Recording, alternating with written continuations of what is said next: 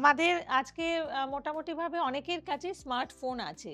তো আমাদের এই স্মার্টফোন আর এই জন্মছক, মানে আমাদের জন্মালেই তার একটা জন্মছক থাকবে। তো জন্মছকের মধ্যে কি কোনো মিল আছে? দেখো বর্তমান যুগে স্মার্টফোন যেমন আপনার সব ডেটা সেভ করে রাখে, জন্মছকও আপনার গত জন্মের ডেটা বা কর্মফলের স্টোরেজ। ল্যাগ করলে যেমন ফোন রিসেট করতে হয়, গ্রহের দশায় জীবন ল্যাগ করলে জ্যোতিষী আপনাকে রিবুট করার পথ দেখায়।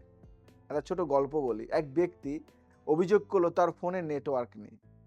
দেখা গেল সে মাটির নিচে একটি ঘরে বসে আছে। জ্যোতিষী বললেন, দোষ টাওয়ারের নয়, আপনার অবস্থানের।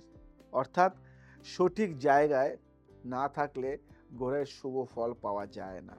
একটা বাণী বলি, যেমন মেঘ সূর্যকে ঢাকতে পারে কিন্তু নেভাতে পারে না, তেমনি গ্রহের কুপ্রভাব আপনার ক্ষমতাকে ঢাকতে পারে কিন্তু শেষ করতে পারে না। এটা মাথায় রাখবেন।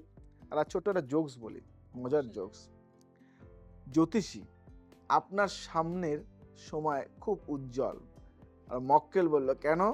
জ্যোতিষী বলল, কারণ আপনার হাতে কোনো কাজ নেই, সারাদিন ফোনের স্ক্রিনের আলোতেই আপনার মুখ উজ্জ্বল থাকবে। তাই জ্যোতিষ ব্যাখ্যা বলে যে লগ্ন হলো আপনার প্রসেসর আর চন্দ্র হলো র্যাম।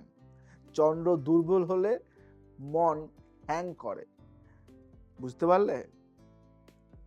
একটা মন্ত্র বলি, মনের শান্তি ও স্থিতিশীলতার জন্য চন্দ্রের মন্ত্র, ওং শ্রম শ্রীম সোম স চন্দ্রমাসে নামা। প্রতি সোমবার রূপোর গ্লাসে জল পান করুন এবং পূর্ণিমার রাতে কিছুক্ষণ চাঁদের আলোয় বসে থাকুন, দারুণ ফল পাবেন।